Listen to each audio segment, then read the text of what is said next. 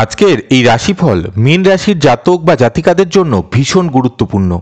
শনির সাড়ে সাতির বর্তমানে প্রথম চরণ চলছে, আর 2025 সালের মার্চ মাসে যখনই কুম্ভ রাশির ঘর ছেড়ে শনিদেব মীন রাশির ঘরে প্রবেশ করবেন, ঠিক তখনই মীন রাশির লোকেদের অর্থাৎ আপনাদের শনির সাড়ে সাতির দ্বিতীয় চরণ শুরু হবে। আর এই সাড়ে সাতির দ্বিতীয় চরণ 3রা ফেব্রুয়ারি 2027 পর্যন্ত চলবে। তারপর শুরু হবে তৃতীয় চরণ। কুম্ভ রাশির জাতক জাতিকাদের জন্য সাড়ে সাতির এই দ্বিতীয় চরণের 2.5 বছরের সময়কালে কি কি পেতে চলেছেন, কেমন কাটতে চলেছে প্রভৃতি সার্বিক দিক থেকে এ বিষয়ে আজ আমরা ডিটেলে আলোচনা করব। তাই সম্পূর্ণ সত্যতা জানতে অবশ্যই ভিডিওটি শেষ পর্যন্ত দেখতে থাকুন। নমস্কার, আমি অ্যাস্ট্রোলজার জয়ন্ত। এই চ্যানেলে আপনাদের সকলকে স্বাগত জানিয়ে শুরু করছি আজকের ভিডিও। সাড়ে সাতি প্রত্যেকের জীবনে 30 বছর অন্তর আসে। প্রথম সাড়ে সাতি ছোটবেলায় আসায় তার প্রভাব মা বাবার উপর এসে পড়ে। তার কারণ আমরা সে সময় আমাদের পরিবারের দায়িত্বভার গ্রহণ করতে পারি না এবং বাল্য অবস্থায় থাকি। দ্বিতীয় সাড়ে সাতির প্রভাব আমাদের যৌবনকালে আসে, আর তার প্রভাব সেই জাতক বা জাতিকার ক্যারিয়ার, আর্থিক ও মানসিক অবস্থা এবং পরিবারের উপর এসে পড়ে।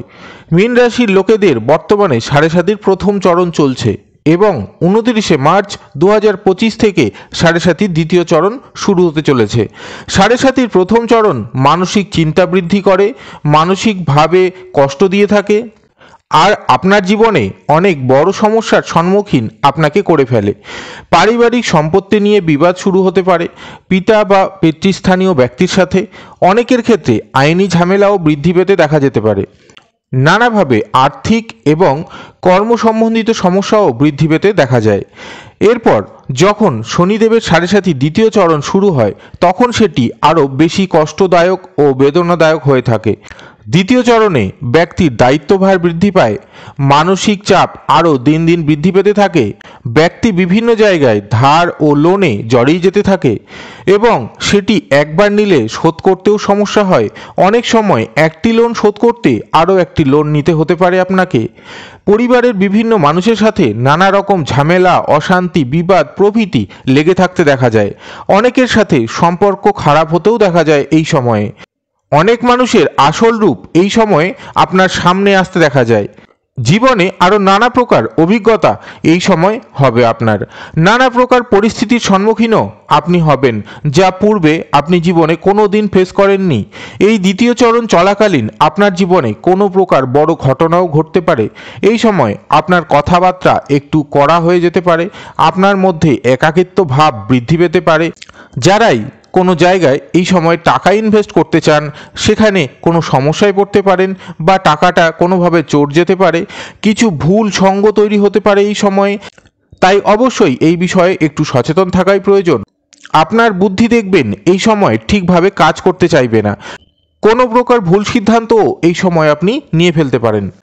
যে কোনো কাজে গেলে অসফল হয়ে যেতে পারেন বা কোনো কাজে বাধার সম্মুখীনও হতে পারেন আপনি।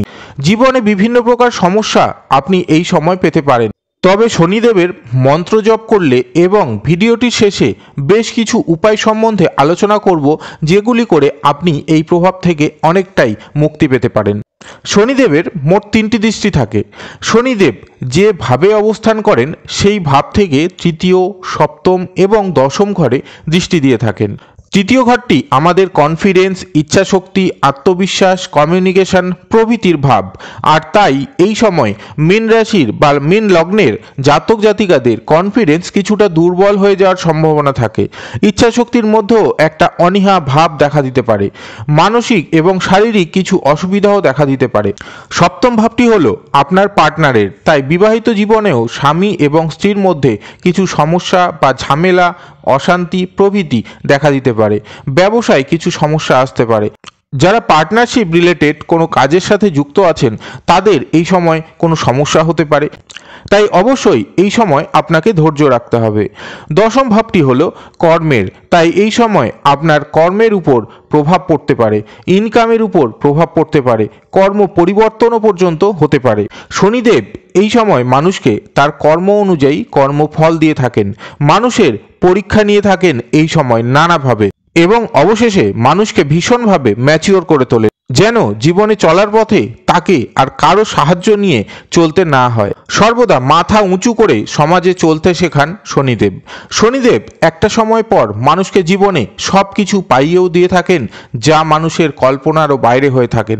যেহেতু শনি গ্রহটি খুব ধীরে চলে, আর তাই তিনি ফলও দিয়ে থাকেন একটু ধীরেই। একটি ঘরে বা রাশিতে শনিদেব 2.5 বছর থাকেন, আর এই 2.5 বছরে তিনি মানুষের ধৈর্যের এবং সহ্যের পরীক্ষা নেন এবং জীবনে সমস্যা দিয়ে, দুঃখ দিয়ে একজন মানুষকে কয়লা থেকে হীরায় পরিণত করে তোলেন।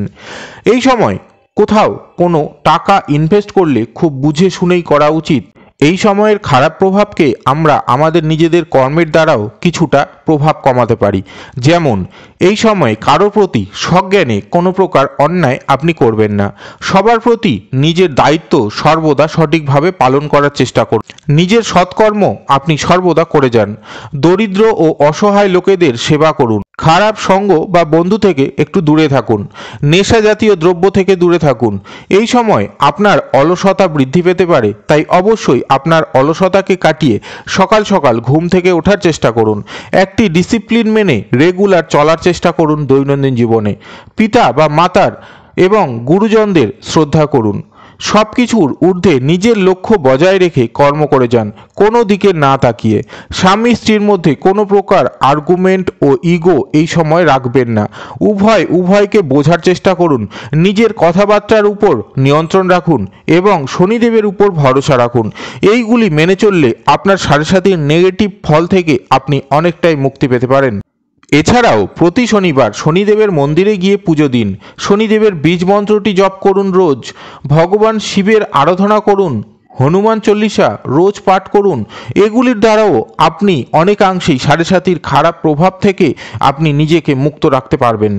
যারাই নিজের জন্মছক আমার কাছে অনলাইনে দেখাতে চান বা আপনার জীবনে যে কোনো সমস্যার সঠিক সমাধানের উপায় জানতে চান, তারা সরাসরি স্ক্রিনে দেওয়া হোয়াটসঅ্যাপ নম্বরে আমার সাথে যোগাযোগ করতে পারেন। আজ ভিডিওটি এখানেই শেষ করছি। দেখা হচ্ছে পরবর্তী নেক্সট ভিডিওতে। ভালো থাকুন, সুস্থ থাকুন। ঈশ্বর সকলের মঙ্গল করুন। নমস্কার।